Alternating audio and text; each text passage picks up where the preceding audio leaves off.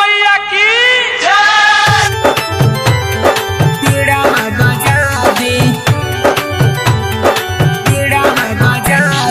Music by DJ Kanchan Raj, Hajipur Vaishali. Mix by Sandhya recording studio.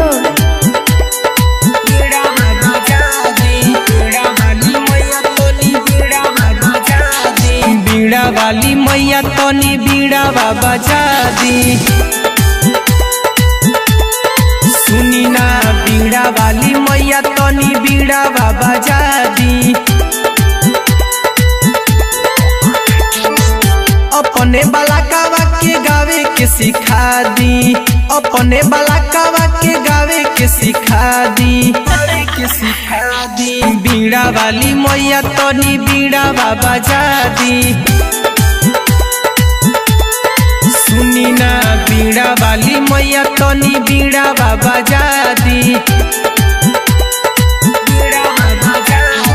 Mix by Sandhya recording studio.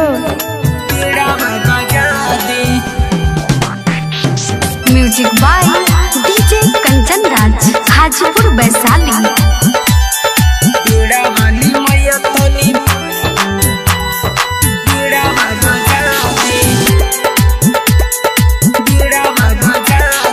पढ़नी ना लिखनी महाई हो, रौरे बाटे सहारा, नैया पार लगा दी, देखा दी हमके किनारा।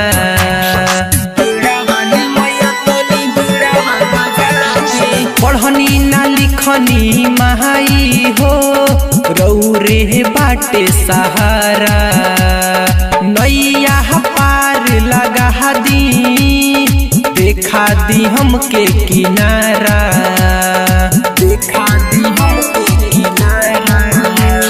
सबके बढ़ौनी वैसे हमके बढ़ा दी,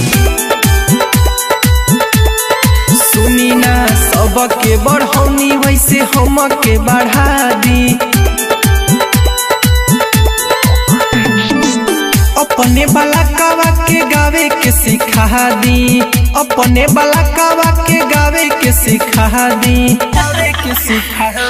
बीड़ा वाली मैया तनी बीड़ा बजा दी, सुनी ना बीड़ा वाली मैया तनी बीड़ा बजा दी। Music by DJ Kanchan Raj, Hajipur Vaishali.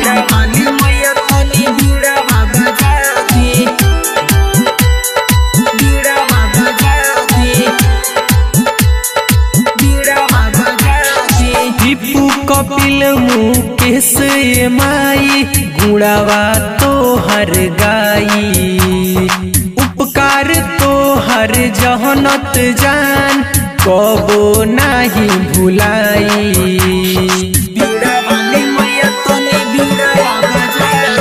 Deepu Kapil Mukesh माई गुड़ावा तो हर गाई, उपकार तो हर जहनत जान कबो नहीं भुलाई,